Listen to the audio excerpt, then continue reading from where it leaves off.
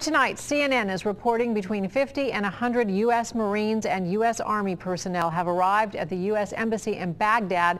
That's as security there is beefed up with the capital of Iraq under threat from Islamic extremists who have captured much of northern Iraq in the past week.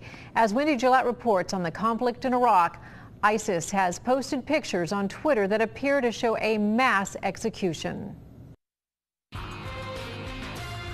One picture appears to show a masked gunman pointing his weapon at a line of prisoners, some shielding their heads.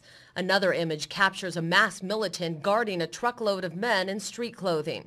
More pictures are too graphic to show, but the militant group, the Islamic State of Iraq and Syria, or ISIS, says they capture the massacre of Iraqi soldiers. The group claims it has killed more than 1,700 soldiers, but that cannot be independently verified. ISIS also took responsibility for at least one of several explosions in Baghdad Sunday that killed at least 15 people.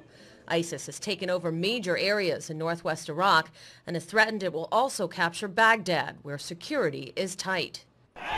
But thousands of Shiites have heeded the call to take up arms against the Sunni militants as the sectarian conflict worsens.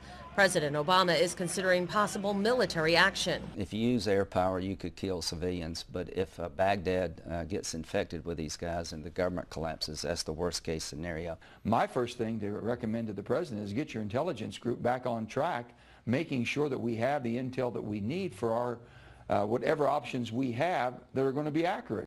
The U.S. aircraft carrier George H.W. Bush and two other warships have arrived in the Persian Gulf. So far, their role is undetermined. Wendy Gillette for CBS News. There are reports tonight that the militant group has captured another town in northwestern Iraq.